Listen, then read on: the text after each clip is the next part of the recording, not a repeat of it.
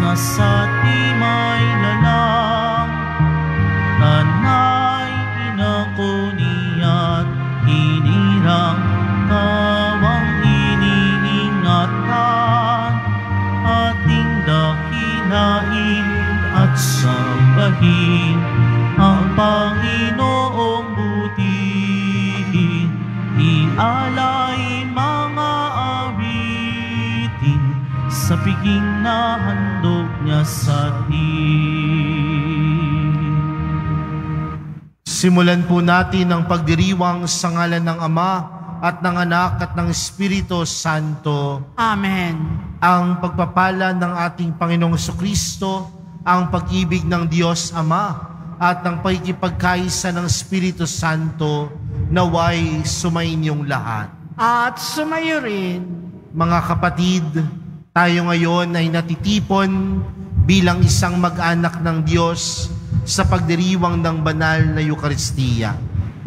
At upang tayo po ay maging karapat-dapat gumanap sa banal na pagdiriwang na ito, alalahanin po natin ang ating mga pagkukulang at nagawang pagkakasala. At buong kababaang loob po tayong humiling ng awa at pagpapatawad mula sa Diyos.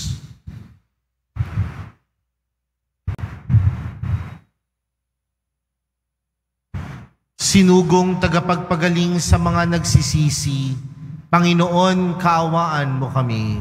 Panginoon, kaawaan mo kami. Dumating na tagapag-anyayang mga makasalanan ay magsisi, Kristo, kaawaan mo kami. Kristo, kaawaan mo kami. Nakaluklok ka sa kanan ng Diyos Ama para ipamagitan kami. Panginoon, kaawaan mo kami. Panginoon, kaawaan mo kami. Kaawaan tayo ng makapangyarihang Diyos. Patawarin tayo sa ating mga kasalanan at patnubayan tayo sa buhay na walang hanggan. Amen. Manalangin tayo.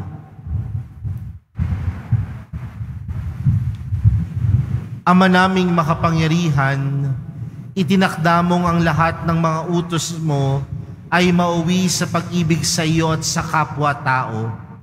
Ipagkaloob mong sa pagtalima namin sa mga ito, kami pagindapatin mong sumapit sa buhay na walang katapusan sa pamamagitan ni Jesucristo, kasama ng Espiritu Santo, magpa sa walang hanggan.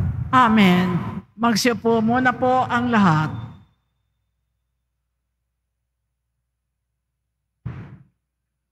Pagbasa mula sa aklat ni Esdras.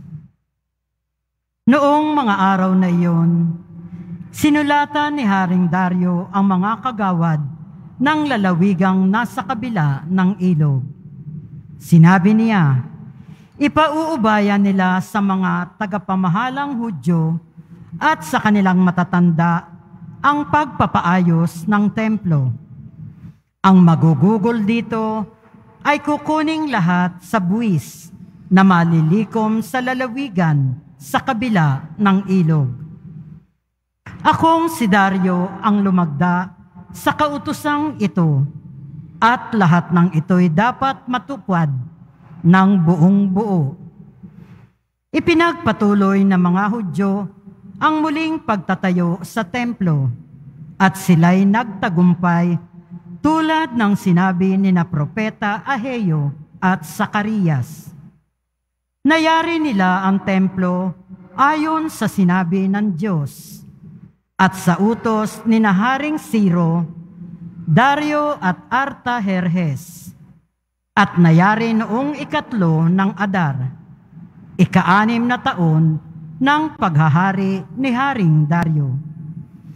Nang itinalaga ang templo, di magkamayaw sa tuwa ang mga Israelita, mga saserdote at mga Levitang nakabalik mula sa pagkabihag. Naghandog sila ng 100 toro at 200 tupang lalaki at 400 kordero. Bilang hain naman para sa kasalanan, naghandog sila ng 12 kambing na lalaki, isa sa bawat lipi ng Israel. Pinagpangkat-pangkat nila ang mga saserdote at mga Levita. Sila'y binigyan ng kani-kanilang gawain at araw ng panunungkulan sa templo ayon sa kautusan ni Moises. At nang 14 ng unang buwan, ipinagdiwang ng mga nakabalik mula sa pagkabihag ang Paskwa. Napakalinis na noon ng mga Levita, kaya sila ang nagpatay sa korderong Pampaskwa para sa mga nakabalik, sa mga saserdote at sa mga kapwa nila, Levita. Ang salita ng Diyos. Salamat sa Diyos. Masaya tayong papasok sa tahanan ng poong Diyos. Masaya tayong papasok sa tahanan ng poong Diyos. Ako ay nagalak sa sabing ganito, sa bahay ng poon ay pumasok tayo. Sama-sama kami matapos sapitin ang pintuang lungsod nitong Jerusalem. Masaya tayong papasok sa tahanan ng poong Diyos. Yaong Jerusalem, kay ganda ng anyo. Maganda ang ayos ng muling matayo. Dito umaahon ang lahat ng angkan, lipi ni Israel, upang magsambahan. Masaya tayong papasok sa tahanan ng poong Diyos. Ang hangad ang poon ay pasalamatan, pagkat ito'y utos na dapat gampanan. Doon din naroon ang mga hukuman at trono ng haring hahatol sa tanan. Masaya tayong papasok sa tahanan ng poong Diyos. Magsitayo na po ang lahat.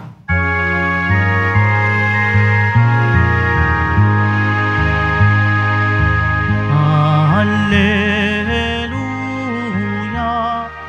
Hallelujah, Hallelujah, Hallelujah.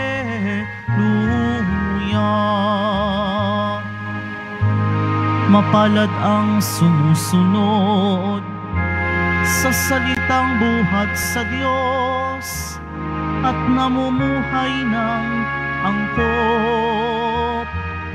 Hallelujah, Hallelujah, Hallelujah, Hallelujah.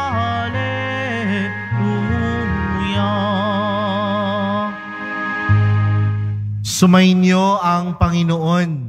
At sumayo rin Ang mabuting balita ng Panginoon ayon kay San Lucas. papuri sa iyo, Panginoon. Noong panahong iyon, dumating ang ina at mga kapatid ni Jesus, ngunit hindi sila makalapit dahil sa dami ng tao. May nagsabi sa kanya, "Nasa labas po ang inyong ina at mga kapatid. Ibig na lang makipagkita sa inyo." Ngunit sinabi ni Jesus, ang mga nakikinig ng salita ng Diyos at tumutupad nito, ang siya kong ina at mga kapatid. Ang mabuting balita ng Panginoon.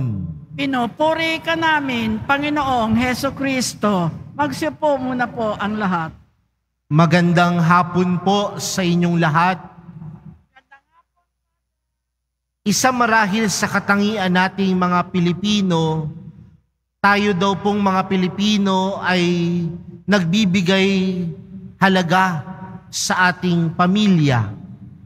Kaya nga kahapon, 3:00 ng hapon, nagsuspindi ng mga opisina ang pamahalaan dahil sa Family Day.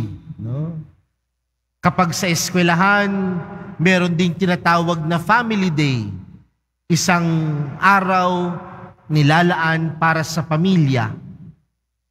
Binibigyan natin ng halaga ang ating pamilya. Kaya nga, ganun na lamang din ang pagpapaalala sa atin ng ating pananampalataya. Tandaan natin ang ika-4 na utos ng Diyos. Igalang mo ang iyong ama at ina. Igalang mo ang iyong magulang. Ibig sabihin, kahit sa pananampalataya natin bilang mga Katoliko, pinapaalahanan din tayong bigyang halaga ang pamilya. Ngunit sa ating ibanghelyong napakinggan para sa araw na ito, alam natin na si Jesus sa kanyang pagmimisyon, sa kanyang pagpunta sa iba't ibang lugar, nasisimulan na ng mga taong makilala siya.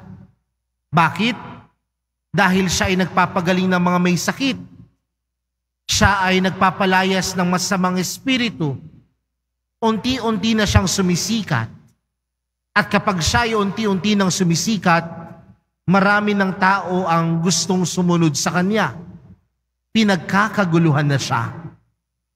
Kaya sa isang pagtitipon doon sa ating ebanghelyo, may nagsabi kay Jesus, nasa labas po ang inyong ina at mga kapatid. Ibig nilang makipagkita sa inyo. Sa mga ebanghelyo, may kasunod pang katanungan si Jesus. Sino ba ang aking ina? Sino ba ang aking kapatid? Pero sa ating ebanghelyong binasa mula kay San Lucas, dumiretso kagad ang Panginoong Jesus. At anong sagot ni Jesus? Ang mga nakikinig ng salita ng Diyos at tumutupad nito ang siya kong ina at mga kapatid. Tila magtatanong tayo, bakit parang itinatwa ni Jesus ang kanyang ina? Bakit bigla na lang hindi niya nakilala ang kanyang ina? Mga kapatid, merong ibinibigay na mensahe sa atin ng Diyos sa araw na ito. Hindi dahil hindi niya kinikilala si Maria bilang kanyang ina, hindi niya kinikilala yung kanyang mga apostoles bilang kanyang mga kapatid, bagkus ang mensahe sa atin ni Jesus, kung sino man ang tumutupad sa kanyang salita at sa salita ng Diyos, ay ituturing niyang kanyang ina at kapatid. Ibig sabihin, pinapalawak ni Jesus ang kanyang pamilya. Ang bawat isa sa atin, itinuturing niyang pamilya. Ngunit, ituturing lang lamang tayong pamilya ni Jesus kung marunong tayong tumupad sa kanyang salita. Mga kapatid, naniniwala naman ako na sa bawat pamilya natin, gusto natin makapasok si Jesus. Gusto natin sumaatin si Jesus sa ating mga tahanan. Pero magandang tingnan, tunay nga bang sumasa atin si Jesus kung sa loob ng tahanan natin walang kapayapaan? Tunay bang sumasa pamilya natin si Jesus kung sa pamilya natin walang pag-ibig? Tunay nga bang sumasa atin si Jesus kung sa pamilya natin hindi naman tayo namumuhay ng tama at tapat? Gustong-gusto natin, lagi natin sinasabi, Panginoon, sumaamin ka nawa sa aming pamilya. Pero tunay na sumasa atin si Jesus kung tunay nating isinasabuhay ang kanyang salita, ang kanyang turo sa ating buhay. Mga kapatid, kung binibigyan natin halaga ang pamilya natin, bigyan din natin ng tunay na halaga ang salita ng Diyos.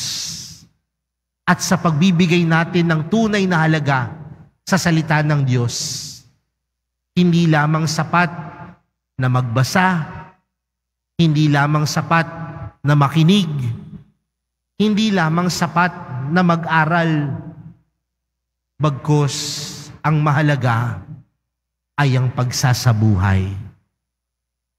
Dahil sa ating pagsasabuhay sa salita ng Diyos, tunay nating masasabing kapatid natin si Jesus. Sa pagsasabuhay natin sa salita ng Diyos, tunay nating masasabing kapamilya tayo ni Jesus. Kapamilya tayo, kabilang tayo sa pamilya ng Diyos. Kaya mga kapatid, sa pagpapatuloy po ng ating banal na misa para sa araw na ito, nawa mabigyan natin ng halaga ang salita ng Diyos. Paano? Sa pagsasabuhay nito. Dahil sa pagsasabuhay nito, tunay tayong makikiisa bilang kapamilya ni Jesus. Amen.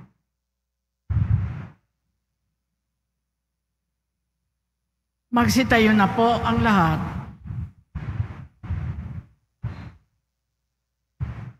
Minamahal kong mga kapatid, ang pangaral ni Jesus sa Ebanghelyo at ang kanyang sariling buhay ang ating panuntunan sa pagnanais nating malaman ang kalooban ng Diyos.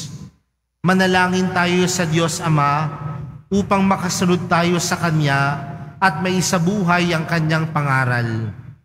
Ang ating panalangin, maging ganap nawa sa aming buhay ang iyong kalooban, O Panginoon. Maging ganap nawa sa aming buhay ang iyong kalooban, O Panginoon. Ang simbahan, naway isabuhay ang espiritu ng Ebanghelyo at tuwinang hanapin ang kalooban ng Diyos. Manalangin tayo. Maging ganap nawa sa aming buhay ang iyong kalooban, O Panginoon. Atin nawang mapalalim ang ating pananampalataya sa pamamagitan ng ating paglilingkod sa mga dukha, may kapansanan at yaong mga kapuspalad. Manalangin tayo. Maging ganap nawa sa aming buhay ang iyong kalooban, O Panginoon. Tayo naway maging mga tunay na bahagi ng pamilya ng Diyos sa pamamagitan ng pagiging tapat sa kalooban ng Diyos Ama sa langit. Manalangin tayo. Maging ganap nawa sa aming buhay ang iyong kalooban, O Panginoon. Atin nawang isabuhay sa araw-araw na pangyayari at kaganapan ng ating buhay ang salita ng Diyos. Manalangin tayo.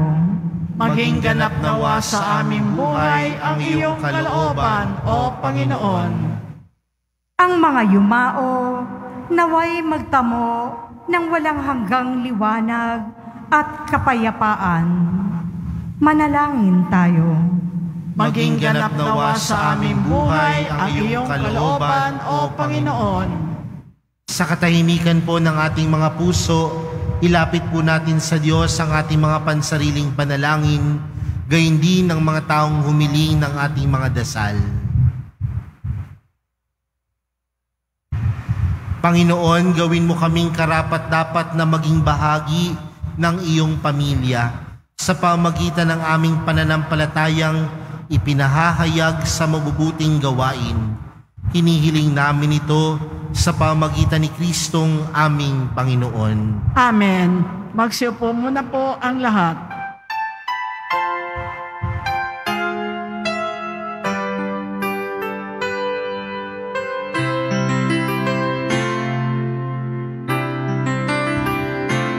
Itong anak at tinapay ay handog sa'yo, Ama.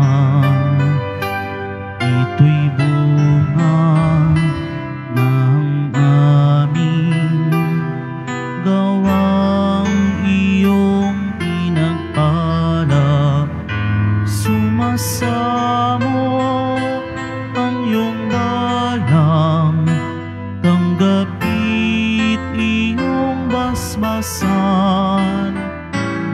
sa amin maging tunay na katawan at dugo ng iyong anak. Magsitayo na po ang lahat. Manalangin po kayo mga kapatid upang ang paghahain natin ay kalugdan ng Diyos Amang makapangyarihan. Tanggapin nawa ng Panginoon itong paghahain sa iyong mga kamay sa kapurihan niya at karangalan sa ating kapakinabangan at sa buong sambayanan niyang banal. Ama naming lumikha, maawain mong kalugdan ng mga alay ng iyong sambayanan upang ang ipinahayag namin ng may pananampalatayang matibay ay aming tanggapin sa banal na pakikinabang sa pamagitan ni Jesucristo kasama ng Espiritu Santo magpa sa walang hanggan. Amen. Sumainyo ang Panginoon. At sumayo rin. Itaas sa Diyos ang inyong puso at diwa. Itinaas na namin sa Panginoon. Pasalamatan natin ang Panginoong ating Diyos. Marapat na siya ay pasalamatan. Ama naming makapangyarihan, tunay ngang marapat na ikaw ay aming pasalamatan. Pinagbibigyan mong ito'y aming maihayag, kahit na ito'y walang anumang maidaragdag, sa kadakilaang sa iyo ay likas. Sa pagpupuri nami ang nakikinabang, ay kami ring iyong pinakikiharapan sa pamagitan ng iyong anak na minamahal. Kaya kaisa ng mga anghel na nagsisiawit ng papuri sa iyo, nang walang humpay sa kalangitan, kami nagbubunyi sa iyong kadakilaan.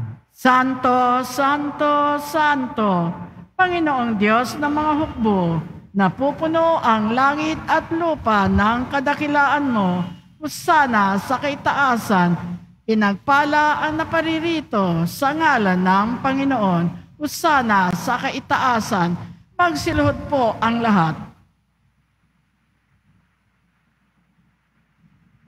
Ama naming banal, ikaw ang bukal ng tanang kabanalan, kaya't sa pamagitan ng iyong Espiritu, gawin mong banal ang kaloob na ito upang para sa aming maging katawan at dugo ng aming Panginoong Hesukristo.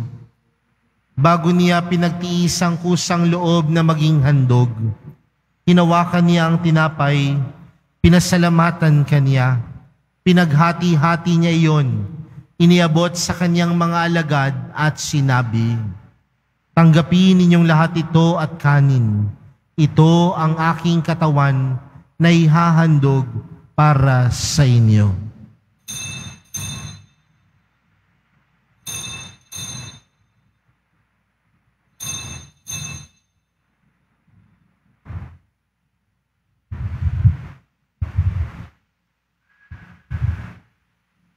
Gayon din naman noong matapos ang hapunan, hinawakan niya ang kalis, muli kanyang pinasalamatan.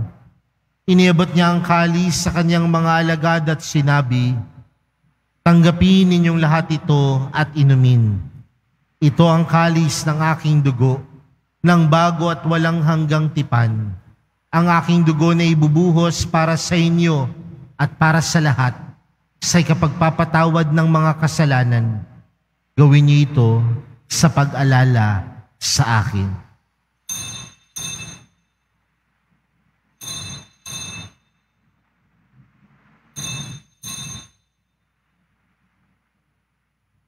Magsitayo na po ang lahat.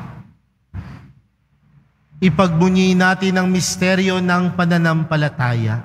Si Kristo'y namatay, si Kristo'y nabuhay, si Kristo'y babalik sa wakas ng panahon. Ama, ginagawa namin ngayon ang pag-alala sa pagkamatay at muling pagkabuhay ng iyong anak. Kaya't inaalay namin sa iyo ang tinapay na nagbibigay buhay at ang kalis na nagkakaloob ng kaligtasan. Kami nagpapasalamat dahil kami iyong minarapat na tumayo sa harap mo para maglingkod sa iyo. Isinasamo namin kaming magsasalo-salo sa katawan at dugo ni Kristo ay mabuklod sa pagkakaisa sa pamagitan ng Espiritu Santo. Ama, lingapin mo ang iyong simbahang laganap sa buong daigdig. Puspusin mo kami sa pag-ibig kay San Francisco na aming Papa at ni Jose na aming Obispo at ng Tanang Kaparian. Alalahanin mo rin ang mga kapatid naming nahimlay nang may pag-asang sila'y muling mabubuhay, gayon din ang lahat ng mga pumanaw. Kaawaan mo sila at patuloyin sa iyong kaliwanagan. Kaawaan mo at pagindapatin kaming lahat na makasalo sa iyong buhay na walang wakas.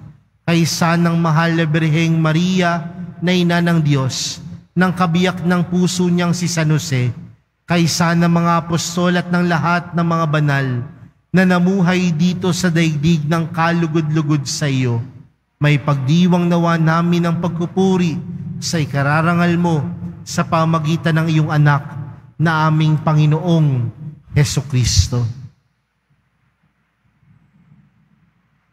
Sa pamamagitan ni Kristo, kasama niya at sa Kanya, ang lahat ng parangal at papuri ay sa iyo, Diyos amang makapangyarihan, kasama ng Espiritu Santo, magpa sa walang hanggan.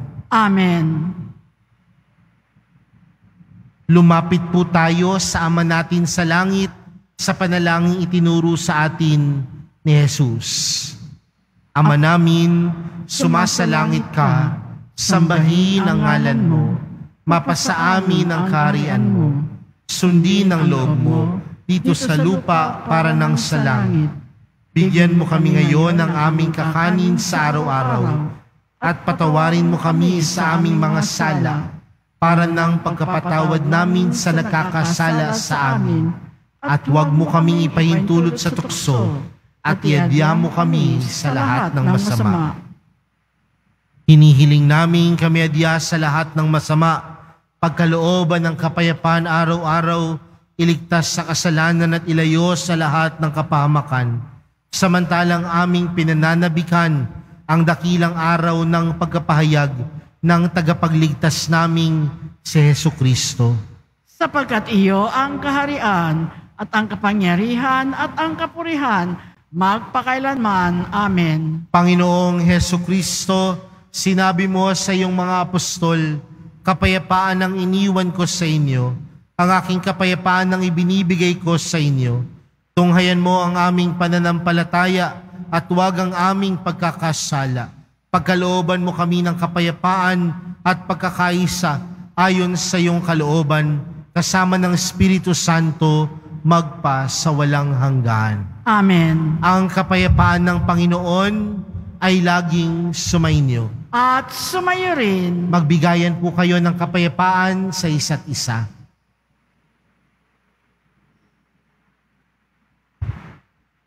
Kordero ng Diyos na nag-aalis ng mga kasalanan ng sanlibutan, maawa ka sa amin.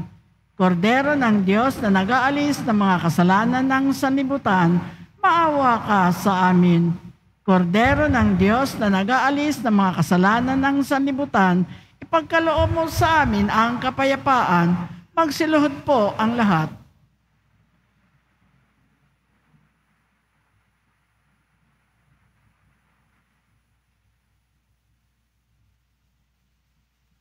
Narito po si Jesus, ang Kordero ng Diyos. Siyang nag-aalis ng kasalanan ng sanlibutan, mapalad ang mga inaanyayahan sa kanyang piging. Panginoon, hindi ako karapat-dapat na magpatuloy sa iyo, ngunit sa isang salita mo lamang ay gagaling na ako.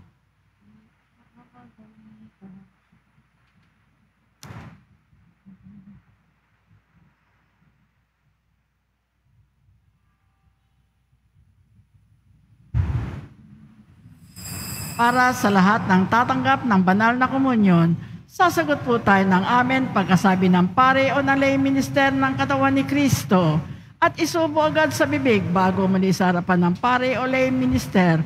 Sumunod po tayo. Maraming salamat po.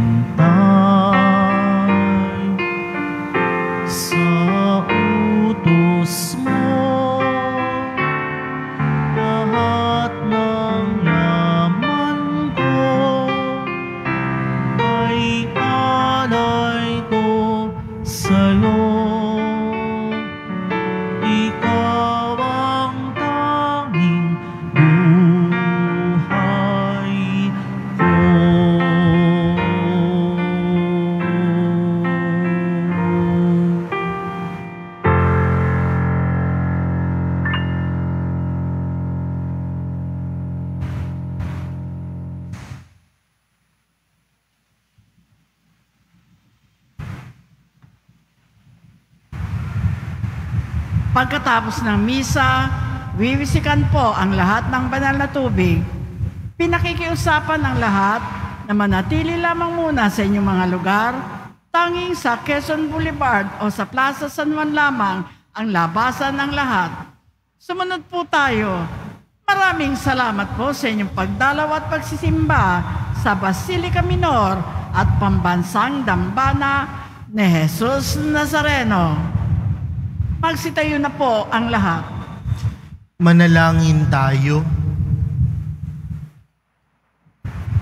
Ama naming mapagmahal, kaming pinapagsalo mo sa banal na paikinabang, ay patuloy mong kaawaan at tulungan upang ang aming tinanggap ay siya nawang umiral sa pamuhay namin sa araw-araw, bunga ng iyong pagtubos na aming ipinagdiriwang sa pamamagitan ni Jesucristo, kasama ng Espiritu Santo, magpa sa walang hanggan. Amen.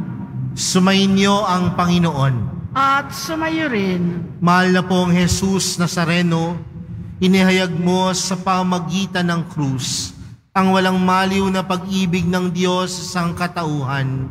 Pakinggan mo ang kahilingan ng iyong angkan na nagsusumamo sa iyo. Makamtan nawa nila ang iyong katugunan at tanggapin ang kasagutan na may utang na loob na tinatanaw. Basbasan din po ninyo ang mga dala-dala nilang mga imahen at dasalan sa pamamagitan ng bendisyon na ito. Naway maalala nila ang mga pangako nila noon sa binyag na ikaw ang kanilang iibigin at paglilingkuran bilang Panginoon magpa sa walang hanggan. Amen. At pagpalain po kayong lahat ng makapangyarihang Diyos, Ama, Anak, at ng Espiritu Santo. Amen. Humayo kayong taglayang kapayapaan ng Poong Jesus Nazareno. Salamat sa Diyos.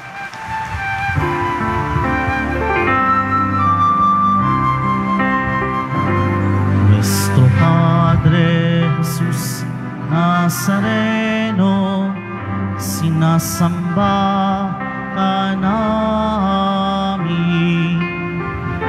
pinipintuho ka namin, aral mo ang aming buhay at kaligtasan.